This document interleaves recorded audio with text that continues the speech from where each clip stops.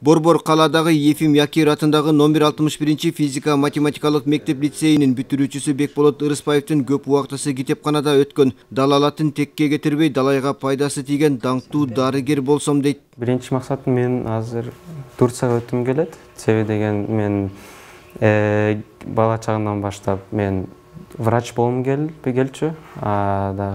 Турцияда ошо медицинский факультет аябай күчтүү болгондуктан мен ошо Турцияга тапшырым келди. Турциядан ошо көбүрөөк билим алып, бул жерге ошо келип, элибизге жардам берим келет.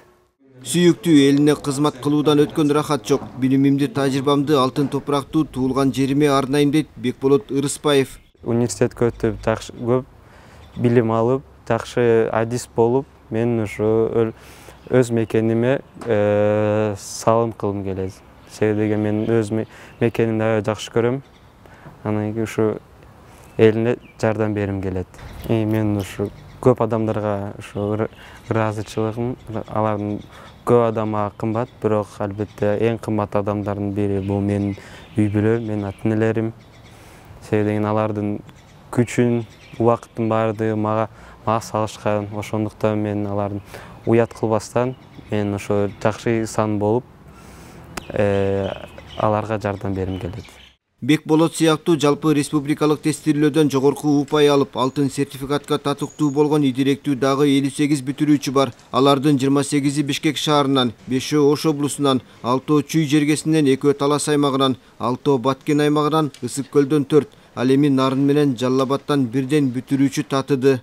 Тапшыруу конкурс кандай түрдө болот? Конкурс негизинен ошол адистикте, ар бир адистиктен аттестатындагы баалардын орточо баасынын негизинде ранжыр түрүндө конкурс болот.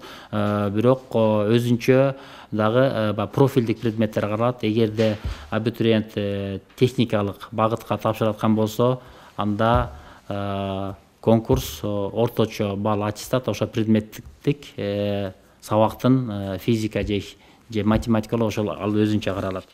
Адистердин айтымына караганда быйыл бюджеттик окууга кабыл алуу үчүн 110 упай, ал эми келишимдик негизде 105 упай босого белгиленген.